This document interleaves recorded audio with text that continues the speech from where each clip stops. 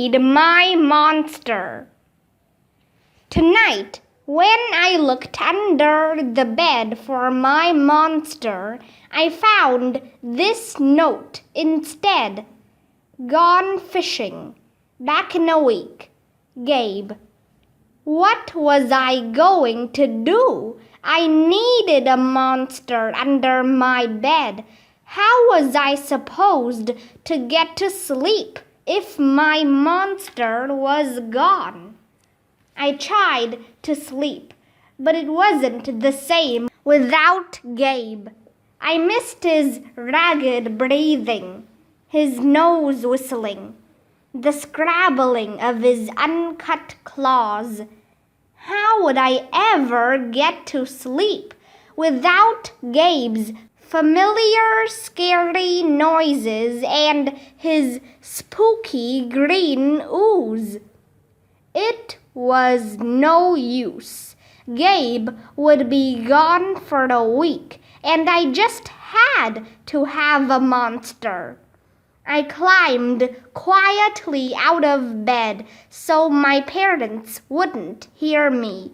Grown-ups have some strange ideas about monsters under beds. I knocked on the floorboards, then scrambled back under my covers. I waited nervously. Would a new monster appear? What would he be like? Would his snorting be as cheerful as Gabe's? When I heard some creaking under my bed, I knew that the substitute monster had arrived. "Good evening," said a low, breathy voice. "My name is Herbert, and I will be your monster for the evening." Herbert?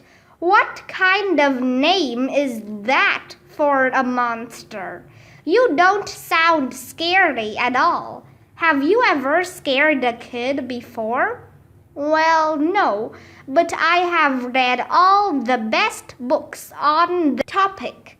Do you have long teeth and scratchy claws? I asked. No, but I have an overbite, and I'm a mouth breather. Listen. Hi-ha, hi-ha, hi-ha, hi-ha, hi-ha, hi-ha. Herbert's panting was kind of scary, but it wasn't enough for me. Listen, Herbert, I'm sorry. I just don't think this is going to work. It's nothing personal, but I really need a monster with claws. Picky, Herbert complained. As you wish. I'll go. There was some more creaking. Then Herbert was gone. Some scratching warned me that a second monster had appeared.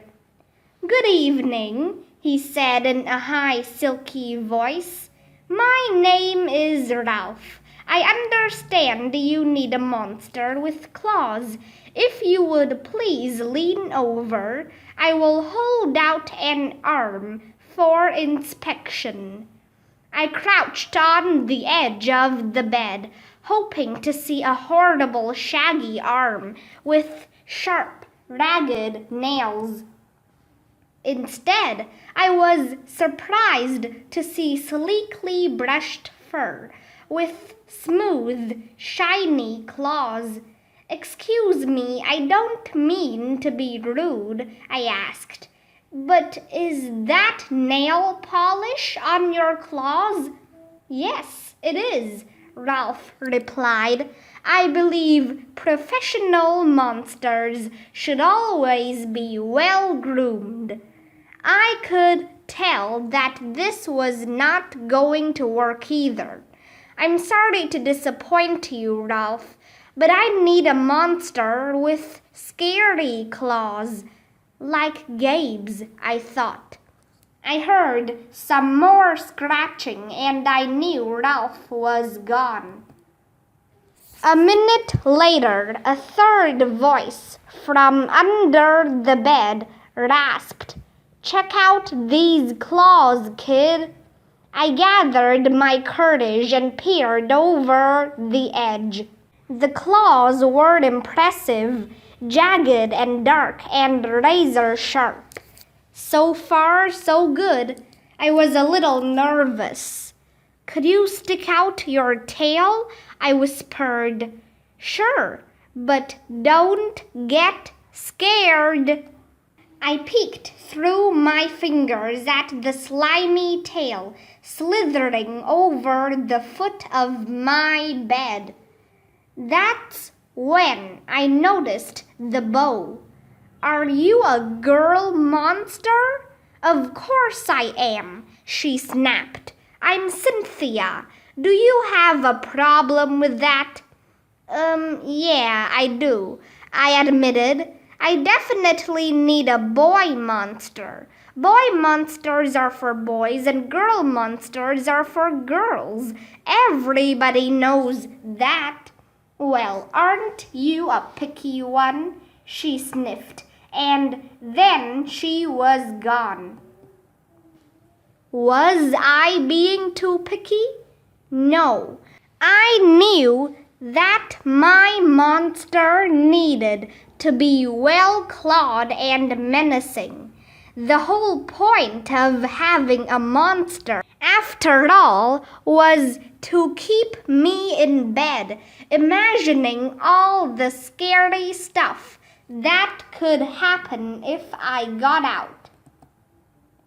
Then I heard a shuffling noise and some slobbering. A fourth monster was under my bed. "Hey, the name's Mack." One look at his claws proved that Mack was a big, scruffy boy monster.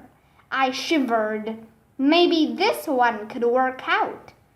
"Those are excellent claws, but do you have a long tail?" I leaned over to see. "No, my tail is stumpy," Mack slurped. "But I do have an unusually long tongue." "Why would I be afraid of a long tongue?" I asked. "Oh, I don't know," he said, trying to sound terrifying. "You never know when I might lick you." I fell back on the bed, laughing.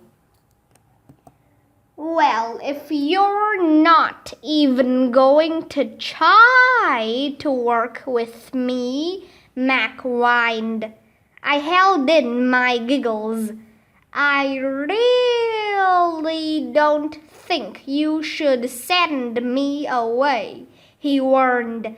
"Kids who reject 5 monsters in one night."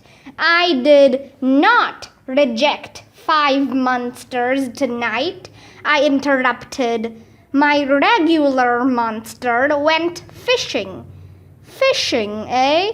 Maybe he just left because you're so picky." "Fine, I'm out of here. But I wouldn't expect another monster tonight if I were you." How was I ever going to get to sleep without my monster?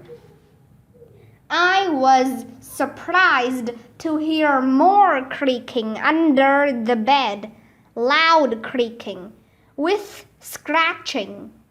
I thought no more monsters were going to appear tonight. I said, "Sorry I'm late, kid." Whew, it was Gabe. "I thought I would enjoy fishing, but I didn't," he explained. "Those fish scare too easily. No challenge at all. You, however, are challenging, my friend. You're almost too old to be afraid of monsters. You keep me on my toes." Ah, toes, a delicious snack. The bed quivered as Gabe's stomach rumbled with hunger. Now, if you don't mind, I'd like to start the evening with an ominous puddle of drool. I peeked over the edge of the bed. Green ooze spread soundlessly from underneath. Then the bed trembled as Gabe unfurled his spiked tail. He was daring me to guess where he might pop up. I shivered. So you had some substitute monsters tonight, Gabe said, sharpening his claws on my bedpost. Were you scared? Then Gabe started tapping. I could tell he wanted to know if I still needed him. No other monster can scare me like you, I giggled, diving under my covers and pulling them up tight. Through the blanket I heard Gabe's soft, comforting snorts. Huh, I knew it. We're made for each other, he growled. When my blanket started to slip off the bed, I knew Gabe was ready to eat. Now, if you could please stick out your foot, he said. I'd like to nibble your pinky. I yanked my blanket back up and scrunched my feet in so Gabe couldn't get them. No toes tonight, but you can have this, I offered, pushing a pillow off the bed. I didn't even hear it hit the floor. Gabe was back. The ooze was perfect. Everything was back to normal. I shivered again. I'd be asleep in no time.